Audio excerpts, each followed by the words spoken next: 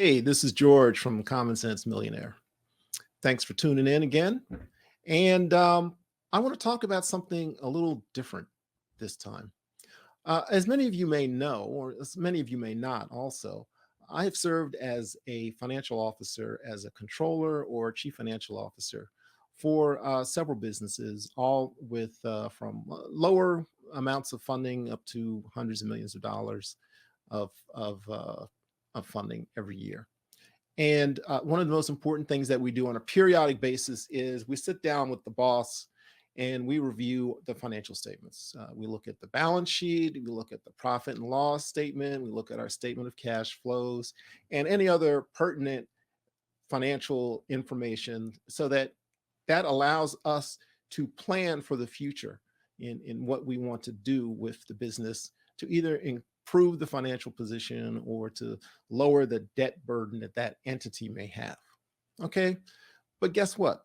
We don't do that at home. None of us do this at home. And it doesn't make any sense. Okay. So it's like you need to do some type of financial review on a regular basis with the family. And a great way to do that is to include the kids in the process. So let's take a look at what financial statements we should probably be looking at. And we're just going to keep this very simple. The first is the balance sheet. And the balance sheet is going to show you the value of assets that your family has that are available to pay what you currently owe. Okay. So, what do you owe? For most families, it's primarily going to be credit card balances and the mortgage on the home. Okay. And so, again, it's basically you're looking at what resources you have to pay what you owe. Okay. So, now an example family profit and loss, meaning a profit and loss statement, okay, shows how much money you're bringing in versus how much you're spending. Clear example now. On the profit and loss, if the income brought into your family minus expenditures, and that would be any cash, checks, credit cards, is a negative number, you have spent more than you made. And how that can be, because it's usually due to purchases made with your credit cards that you do not have cash for. Okay? It's a scary thought, isn't it? This is an advanced concept for many people because most of us are not taught how to manage our personal funds in this way.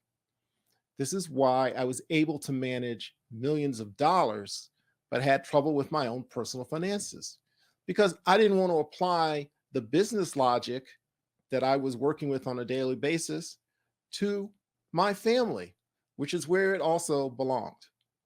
So during a period of my career, it's just incredible to realize that I was responsible for managing budgets in the millions of dollars, but had a zero net worth.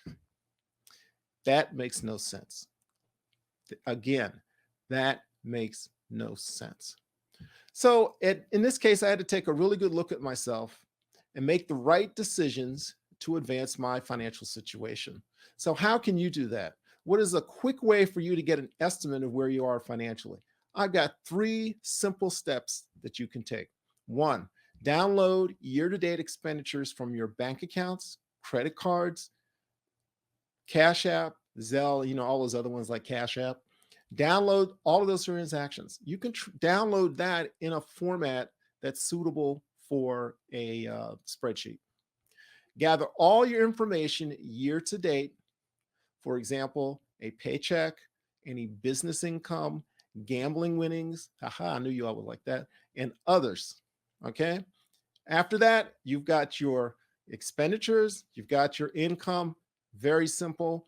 Income minus expense. Hopefully, you're not negative.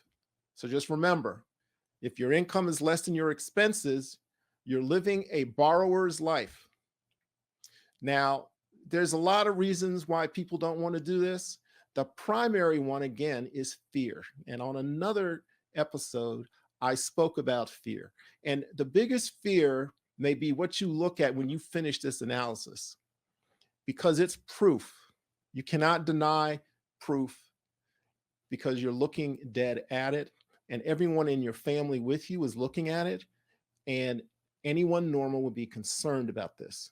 So you have to understand that your greatest power lies with knowing those numbers and not being scared to confront those numbers.